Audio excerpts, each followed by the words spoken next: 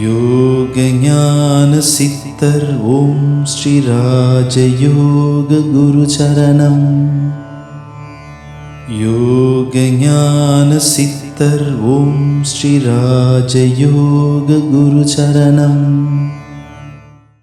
Asthma சம்மந்தப்பட்ட நோய் இது ரொம்ப கடுமையான ஒரு நோய். தொண்டை எப்போ பார்த்தாலும் தொண்டை கரகரப்பு வரும், எறும்பல் வரும், சளி பிடிச்சிக்கும்.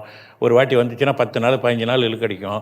ரொம்ப மருந்து சாப்பிடணும். அது சரியாகலைன்னா அப்புறம் ஹாஸ்பிட்டலில் போய்ட்டு கேஸை வைக்கணும். இந்த மாதிரி விஷயங்கள்லாம் இருக்குது. இது டாக்டர் என்ன பண்ணுவாங்கன்னா அந்த மருந்து கொடுத்து அது கண்ட்ரோல் தான் பண்ண முடியும், க்யூர் பண்ண முடியாது. ஆனால் பயிற்சி மூலமாக ஆயிரக்கணக்கான ஒரு பேர் முழுமையாக குணமாயிருக்காங்க. 6 வயசுலேருந்து சின்ன பிள்ளையிலேருந்து இருக்கும் சிலருக்கு. சில பேர் 15-20 வருஷம் வரையும் இருந்தவர்கள். கேஸ் பாய்க்கிறவங்க கூட கேஸ் எங்கே போனாலும் கேஸ் வேணும் அவங்களுக்கு. அப்போ தான் எதான பாய்ப்பாங்க.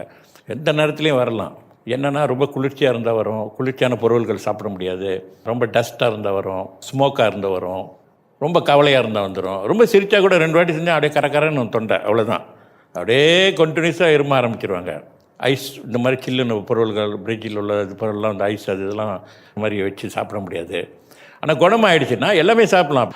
நம்பிக்கை அவங்களுக்கு. குரு சொல்லிட்டார் எனக்கு நல்லாயிரும் நீங்கள் நினைக்கும் போது இறைவனோட அருளால் அது குணமாகுது. யோக ஞான சித்தர் ஓம் ஸ்ரீ ராஜயோக குரு சரணம்.